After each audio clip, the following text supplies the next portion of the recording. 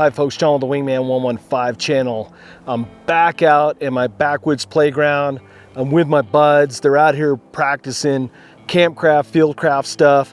I thought there's no better time than to showcase the Tops Pasayten Lite Traveler. Now, I've gotten a lot of requests on the channel to review this blade. Finally had a chance to get one, and we're gonna showcase it today. So, as always, we're gonna cut away. We're gonna do a quick specs rundown.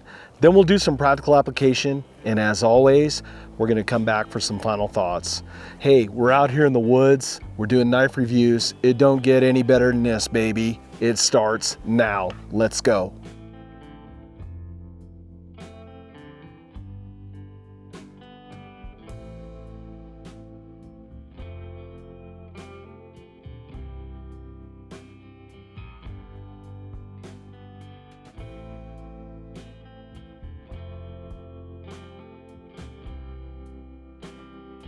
Let's try doing some feathers with the Pasayten real quick.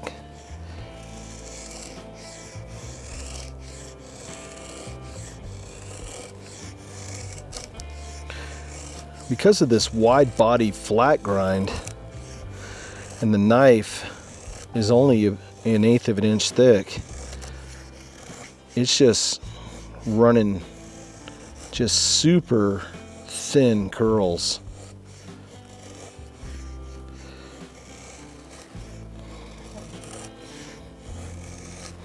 So you just know for food prep, for tomatoes, onions, anything that you got to slice and dice while you're out on the trail, I just know that it's going to work really nice.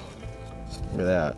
Now, I'm not the best at making curls, but this just is doing a great job.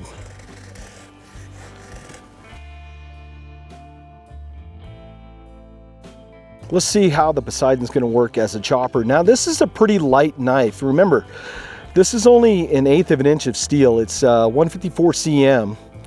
I really like that, especially if you're gonna use it as a hiking blade, camping knife, for food prep, any sort of stuff like that. If you're in a really wet environment, this is gonna work great for you. I am really surprised because this is some tough pine limb right here. It's almost petrified because we had a forest fire up here a while back, and when this stuff dries out, it gets almost like stone. But as you can see, I'm really impressed the way that the knife is performing, because it is a pretty light knife. But I'll tell you what, in that sweet spot right here on the upswing of the blade, it's the money.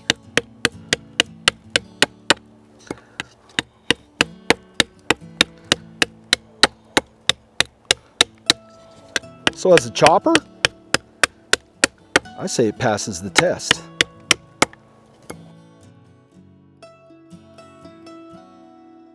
Being a light traveler, and there's not a piece of metal sticking out on the pommel, I really wouldn't be doing a lot of pommel strikes with this.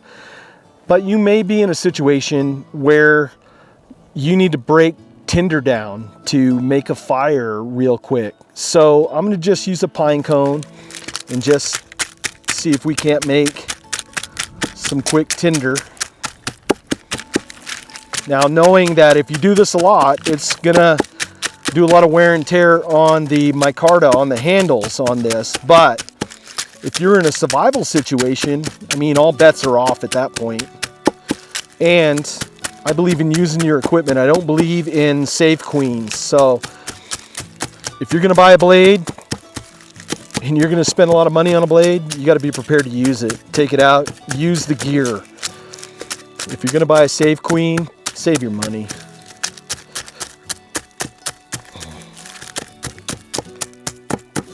All right, let's see. So if I had to get a fire going,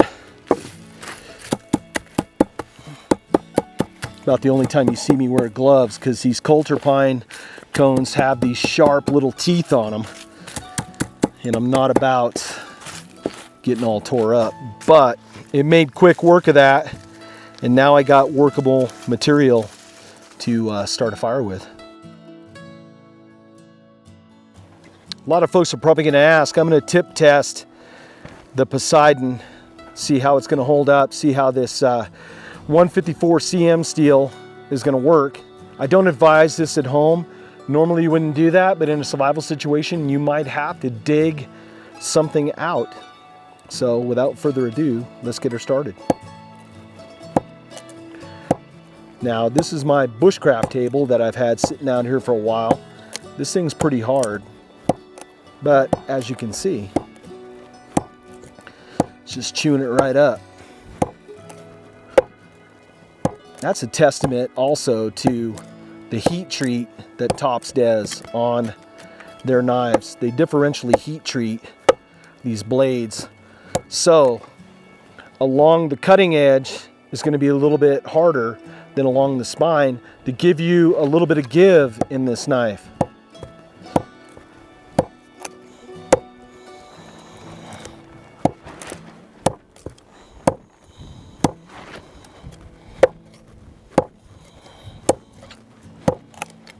There we go. All right, I think it's passed the test.